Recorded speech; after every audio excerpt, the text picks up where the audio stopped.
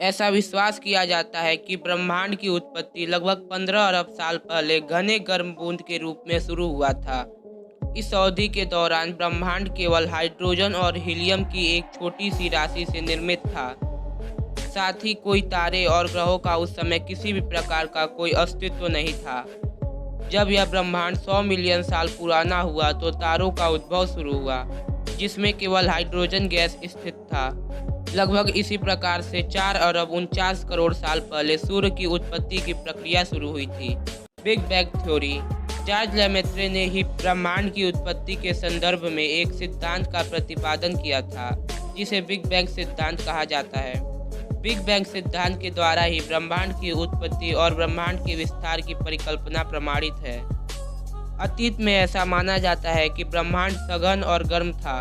पूरा ब्रह्मांड एक छोटे से बिंदु के अंदर समाहित था और इसी से पूरे ब्रह्मांड का उद्भव माना जाता है। ब्रह्मांड के प्रारंभिक विस्तार के बाद ब्रह्मांड के जमने की प्रक्रिया की शुरुआत हुई, जिसकी वजह से सब एटॉमिक की रचना हुई। ये सब एटॉमिक कण इलेक्ट्रॉन, प्रोटॉन और न्यूट्रॉन से मिलकर बने हुए थे। कणों की बहुलता के कारण ही बाद में हाइड्रोजन का निर्माण हुआ और बाद में हीलियम और लिथियम का निर्माण संभव हुआ। इन्हीं कणों के बाद में संगठित होने की वजह से तारों और ग्रहों का निर्माण संभव हुआ। इनमें मौजूद भारी पदार्थों का इन तारों या सुपरनोवा के अंदर विश्लेषण हुआ और इनके बनने में भी इन प्रक्रियाओं की भारी भूमिका रही। इसलिए बिग बैंग सिद्धांत का ब्रह्मांड की प्रारंभिक स्थिति की व्याख्या नहीं करता, लेकिन इससे यह ब्रह्मांड के सामान्य विकास का वर्णन करता है। आइंस्टीन की जनरल थ्योरी ऑफ रिलेटिविटी विज्ञान के चमत्कारिक सिद्धांतों में से एक है और चीज़ों को देखने का हमारा नज़रिया पूरी तरह बदल देती है। इस थ्योरी को समझना हालांकि अत्यंत मुश्किल है, लेकिन फिर भी इससे ब्रह्मांड की उत्पत्ति के संदर्भ में अनेक सुराग मिलते हैं।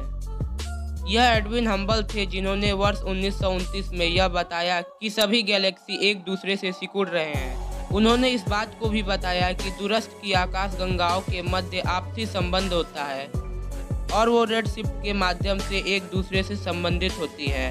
यद्यपि ब्रह्मांड की उत्पत्ति के संदर्भ में दो सिद्धांतों बिग बैंग सिद्धांत और स्टेडी स्टेट थ्योरी मौजूद थे, लेकिन वर्ष 1964 में कॉस्मिक माइक्रोवेव पृष्ठभूमि विकिरण की खोज के साथ ही बिग बैंग थ्योरी सिद्धांत की पुष्टि की गई थी।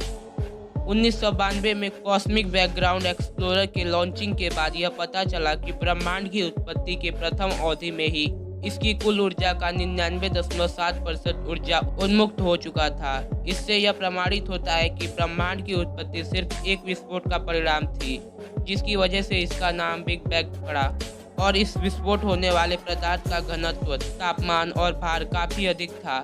यह तथ्य बिग बैंग सिद्धांत की पुष्टि करता है। दोस्तों, वीडियो अच्छी लगी हो तो लाइक शेयर करना मत भूलिएगा और ऐसे इंटरेस्टिंग वीडियोस देखने के लिए हमारे चैनल को सब्सक्राइब कर लीजिए। Thanks for watching.